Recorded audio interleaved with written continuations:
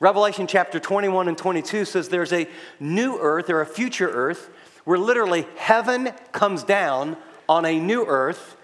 There's a restored environment, and there's no sin, and there's no death ever again. So here's the question I want to ask and answer.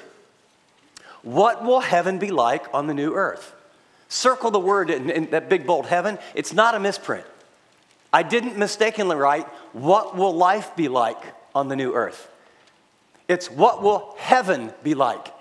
Because at one point, heaven was up there, God came and visited. At another point, it was heaven is up there in the boat of God where there is holiness and there's this fallen earth. We're going to talk about a time where literally heaven will come down, a new heaven on a new earth and heaven will merge. Faith will become sight. And there's three very specific truth statements that will explain what it's going to be like, literally, to have heaven on earth. What it'll be like to have a relationship with God. Truth statement number one is this. It will be a lot like the new me. In your notes, circle the word new. What the Bible teaches is, as man was, so was the earth. The Bible teaches, as man fell, so did the earth. And then the Bible teaches, as man will be, so will be the earth. And so all I want you to see here, Paul does an exhaustive study here. A resurrected body. When we die, we will be resurrected in a resurrected body like Christ. And in 1 Corinthians 15, I'll just touch on it and you can read it more fully later. But I want you to see that what happens to us eventually is what happens to the whole earth.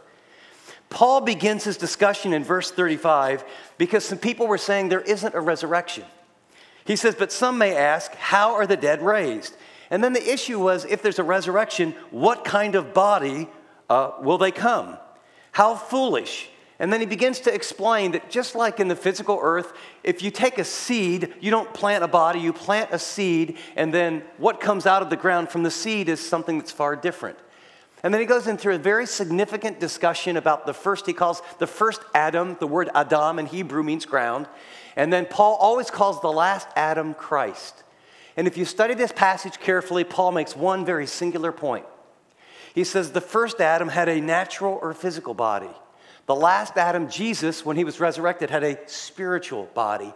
And then the very last point he's going to say is that just as we all, in the first Adam, have a physical body, when we die, we will be resurrected. Followers of Christ will have a body like Jesus, a resurrected body like Jesus. He had flesh and blood. He ate, he drank, he walked.